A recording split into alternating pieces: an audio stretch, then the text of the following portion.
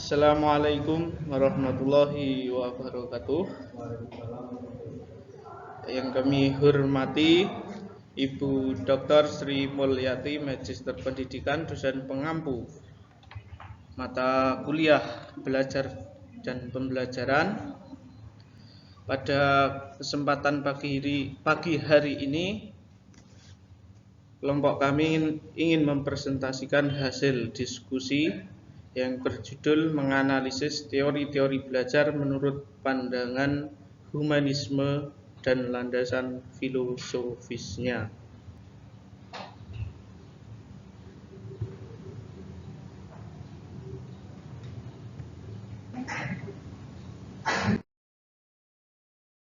Sebelum ke pemaparan materi, izinkan kelompok kami untuk memperkenalkan diri. Saya Kevin Pandresa sebagai moderator dan teman saya Enggar Suciati. Saya Siti Nabila. Saya Risna Klota Ayun. Saya Fira Septihandayani. Saya Hikmah Haryanti Utami. Baik, untuk selanjutnya pemaparan materi.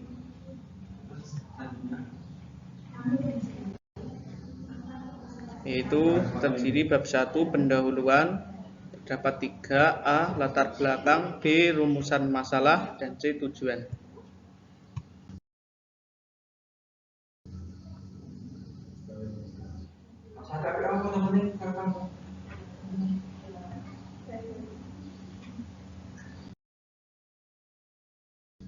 Pada latar belakang akan dipaparkan oleh Saudari Risna. Untuk Saudari Risna, waktu dan tempat disediakan. Terima kasih. Baik, terima kasih moderator. Saya akan memaparkan mengenai latar belakang. Pendidikan adalah salah satu aspek penting dalam kehidupan manusia. Pendidikan tidak hanya mencakup transfer pengetahuan, tetapi juga pembentukan karakter, sikap, dan nilai-nilai individu. Aliran humanisme muncul pada tahun 1950 sebagai reaksi ketidakpuasan terhadap pendekatan behaviorisme dan psikoanalisis. Teori belajar humanisme bertujuan bahwa belajar adalah untuk memanusiakan manusia. Proses belajar dianggap berhasil jika telah memahami lingkungan dan dirinya sendiri.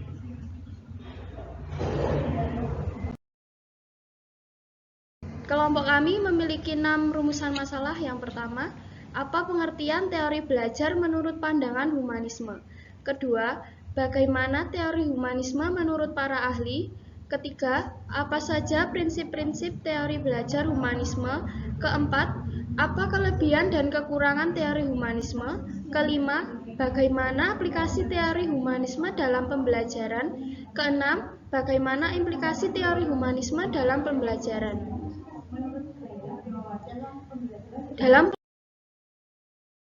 kelompok kami juga memiliki 6 tujuan, yaitu pertama, mahasiswa dapat memahami dan menjelaskan pengertian teori belajar menurut pandangan humanisme. Kedua, mahasiswa dapat memahami dan menjelaskan pengertian teori humanisme menurut para ahli. Ketiga, mahasiswa dapat memahami dan menjelaskan prinsip-prinsip teori belajar humanisme. Keempat, mahasiswa dapat memahami dan menjelaskan kelebihan dan kekurangan teori belajar menurut pandangan humanisme. Kelima, mahasiswa dapat memahami dan menjelaskan aplikasi teori humanisme dalam pembelajaran. Keenam, mahasiswa dapat memahami dan menjelaskan implikasi teori humanisme dalam pembelajaran. Waktu dan tempat saya kembalikan ke moderator. Baik, terima kasih untuk Saudari Risna yang telah memaparkan materi. Untuk materi selanjutnya akan dipaparkan oleh Saudari Enggar. Untuk Saudari Enggar, waktu dan tempat disediakan. Terima kasih. Terima kasih. Baik, terima kasih moderator. Bab 2 pembahasan. Kami membahas mengenai yang pertama, pengertian teori belajar menurut pandangan humanisme. 2, prinsip belajar humanisme. 3, pengertian teori humanisme menurut ahli. 4. Kelebihan dan kekurangan teori humanisme. 5. Aplikasi teori humanisme. 6. Implikasi teori humanisme.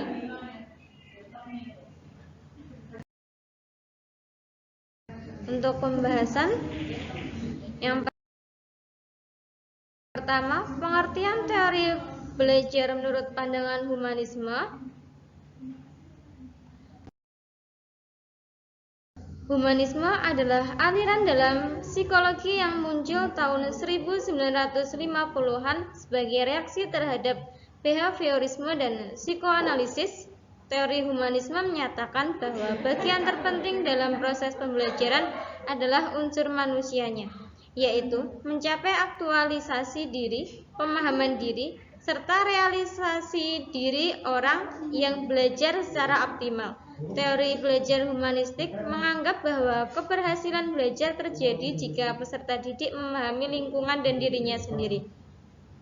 Teori belajar ini berusaha memahami perilaku belajar dari sudut pandang pelakunya, bukan dari sudut pandang pengamatnya.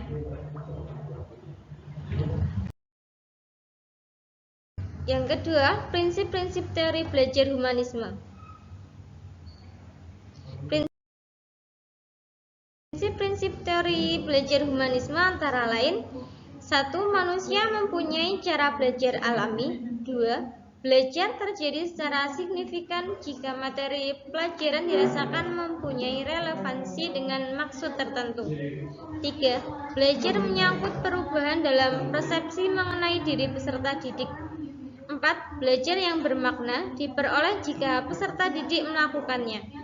5. Belajar akan berjalan lancar jika peserta didik dilibatkan dalam proses belajar.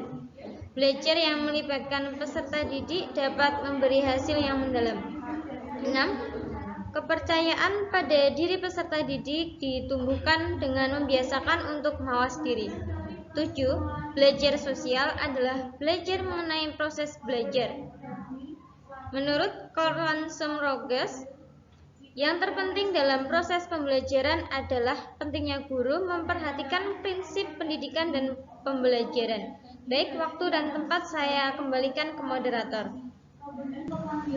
Baik, terima kasih untuk Saudari Enggar yang telah memaparkan materi tersebut.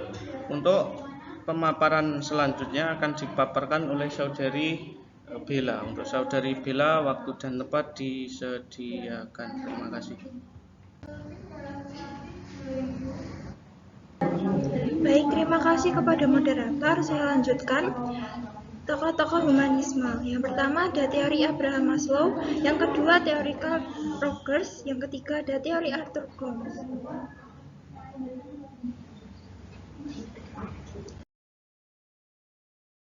Teori humanisme menurut para ahli.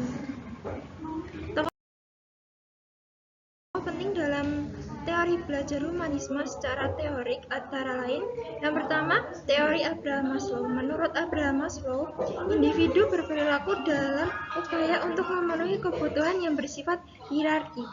Proses pembelajaran perlu memperhatikan pentingnya kesadaran akan perbedaan individu dengan memperhatikan aspek-aspek kemanusiaan. Pembelajaran humanisme cenderung mendorong peserta didik untuk berpikir induktif, yakni dari contoh ke konsep, dari konkret ke abstrak, atau dari khusus ke umum. Teori ini mementingkan faktor pengalaman dan keterlibatan aktif peserta didik dalam proses belajar mengajar.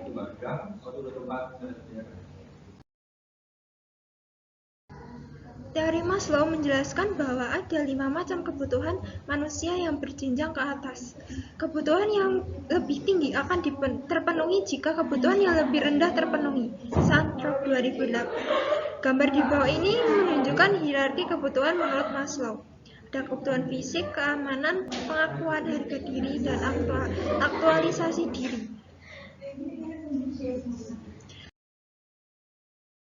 Berdasarkan gambar di atas, kebutuhan manusia menurut Maslow dapat dijelaskan sebagai berikut. Yang pertama, kebutuhan dasar atau fisiologis. Contoh, butuh udara, makan, air, seks, tidur, faktor lain terhadap tempat tinggal, dan dasar kehidupan. Yang kedua, kebutuhan akan rasa aman. Contoh, butuh rasa keamanan pangan, lapangan kerja, sumber daya, kesehatan, dan properti. Yang ketiga, kebutuhan untuk dimiliki dan dicintai. Contoh, butuh cinta, persahabatan, keintiman, dan keluarga. Yang keempat, kebutuhan akan harga diri. Contoh, butuh kepercayaan diri, harga diri, prestasi, dan penghargaan dari orang lain. Yang kelima, kebutuhan aktualisasi diri. Contoh, moralitas, kreativitas, dan kepercayaan diri. Baik, terima kasih untuk Saudari Bella yang telah memaparkan materi. Untuk pemaparan materi selanjutnya akan dipaparkan oleh Saudari Vira. Untuk Saudari Vira, waktu dan tempat disediakan. Terima kasih.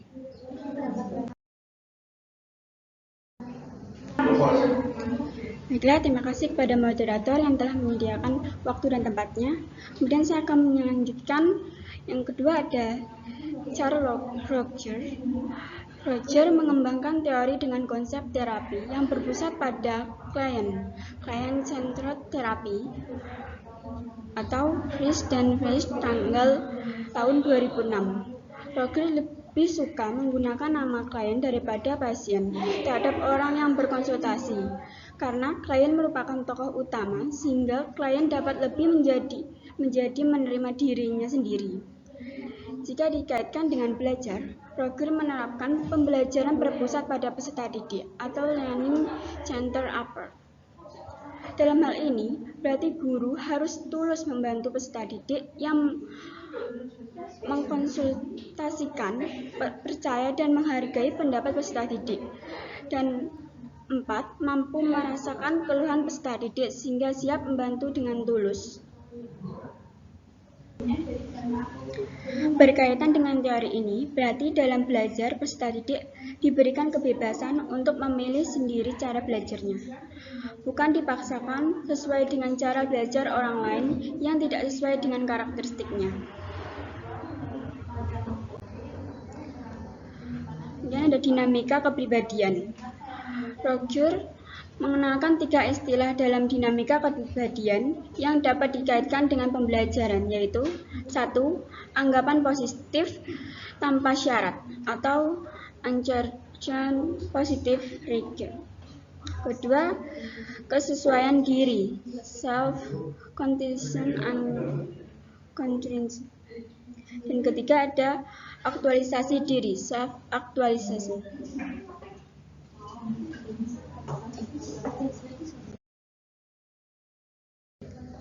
Yang ketiga ada Arthur Combe. Combe berpendapat bahwa persepsi merupakan unsur batinnya yang menyebabkan seseorang berbeda dengan yang lain. Jadi, penekanan dalam teori ini adalah pentingnya persepsi diri. Dalam proses belajar, sesungguhnya para ahli psikolog humanisme memiliki 2 hal penting, yaitu 1. Pemperolehan informasi baru, 2. Personalisasi informasi baru. Terima kasih, waktu dan tempat saya kembalikan kepada moderator. Baik, terima kasih atas pemaparannya dari Saudari Vira. Untuk pemaparan materi selanjutnya akan dipaparkan oleh Saudari Arin. Untuk Saudari Arin, waktu dan tempat disediakan. Terima kasih. Baik, saya lanjutkan. Baik, terima kasih kepada Arin. Kelebihan dan kekurangan teori humanisme. Kelebihan teori belajar humanisme: 1. Lebih menekankan segi demokratis, dialogis, dan humanis. 2. Adanya rasa saling menghargai. 3. Siswa berpartisipasi aktif. 4. Guru bisa mengetahui karakter siswa. Kekurangan teori belajar humanisme: 1. Kesulitan dalam penilaian. 2. Ada beberapa konsep yang masih belum jelas dan subjektif. 3. Sering menyalahgunakan kreativitas dalam belajar. 4. Pemikiran yang tidak terpusat. 5. Kemampuan akademik menurun. Selanjutnya, aplikasi teori humanisme. Aplikasi teori humanisme lebih menunjukkan kebebasan individu memahami materi pembelajaran untuk memperoleh informasi baru dengan cara belajarnya sendiri selama proses pembelajaran. Dalam teori ini, peserta didik berperan sebagai subjek didik. Peran guru dalam pembelajaran humanisme adalah menjadi fasilitator. Suciati 2001. Implikasi teori humanistik.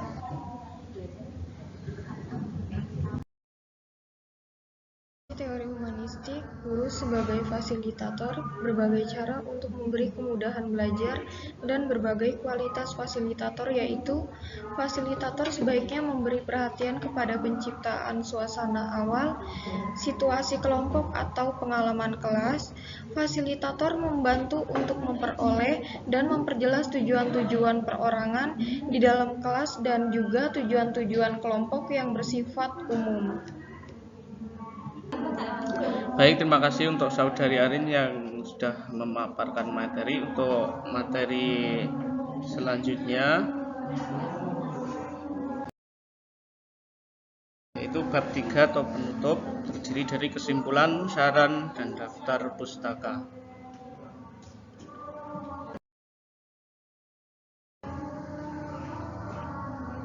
Baik, untuk kesimpulan atau simpulan pada hari ini akan saya bacakan sendiri. Bisa kita simpulkan dari materi di atas tadi, teori belajar humanistik beranggapan bahwa teori belajar apapun dapat dimanfaatkan asal tujuannya untuk memanusiakan manusia, yaitu mencapai aktualisasi diri, pemahaman diri, serta realisasi diri orang yang belajar secara optimal. Teori belajar humanistik menganggap bahwa keberhasilan belajar terjadi jika peserta didik memahami lingkungannya dan dirinya sendiri. Prinsip belajar humanistik antara lain manusia mempunyai cara belajar alami, belajar terjadi secara signifikan jika materi pelajaran dirasakan mempunyai relevansi dengan maksud tertentu. Belajar menyangkut perubahan dalam persepsi mengenai diri peserta didik. Teori humanisme menurut para ahli, yaitu menurut Abraham Maslow, individu berperilaku dalam upaya untuk memenuhi kebutuhan yang bersifat hierarkis. Menurut Carl Rogers, teori humanisme berarti dalam belajar peserta didik diberikan kebebasan untuk memilih sendiri cara belajar, dipaksakan sesuai dengan cara belajar orang lain atau tidak sesuai dengan karakteristiknya. Arthur Combs berpendapat mengenai teori humanisme sesuai dengan karakteristiknya. Arthur Combs berpendapat mengenai teori humanisme, persepsi merupakan untuk unsur batiniah yang menyebabkan seseorang berbeda dengan yakininya. Mungkin itu saja pemaparan materi dari kelompok 6. Bila ada salah kata maupun perbuatan, mohon dimaafkan. Semoga Baik, untuk lanjutan, yaitu kelebihan teori humanistik antara lain lebih menekankan segi demokratis, dialogis, dan humanis. Adanya rasa saling menghargai, siswa berpartisipasi aktif. Kelemahan teori humanistik antara lain kesulitan dalam penilaian, ada beberapa konsep yang masih belum jelas dan subjektif, sering menyalahgunakan kreativitas dalam belajar, pemikiran yang tidak terpusat, kemampuan akademik menurun. Aplikasi teori humanistik dalam proses pembelajaran cenderung mendorong peserta didik untuk berpikir induktif. Implikasi teori humanistik yaitu guru sebagai fasilitator, berarti guru sebaiknya memberi perhatian kepada penciptaan suasana awal, situasi kelompok atau pengalaman kelas. Guru membantu untuk memperoleh dan memperjelas tujuan-tujuan perorangan di dalam kelas dan juga tujuan-tujuan kelompok yang bersifat umum. Guru mempercayai adanya keinginan dari masing-masing peserta didik untuk melaksanakan tujuan-tujuan yang bermakna bagi dirinya. Baik, untuk selanjutnya saran.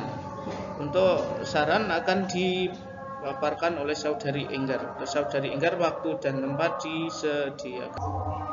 Baik, untuk saran, penulis menyadari bahwa makalah di atas banyak sekali kesalahan dan jauh dari kesederhanaan. Penulis akan memperbaiki makalah tersebut dengan pedoman pada banyak sumber yang dapat dipertanggungjawabkan. Maka dari itu, penulis mengharapkan kritik dan saran mengenai makalah di atas.